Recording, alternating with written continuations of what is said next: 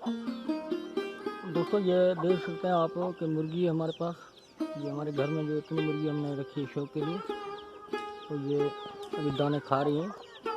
इसको बाजरे का दाना हमने डाला है, तो ये खा रही हैं।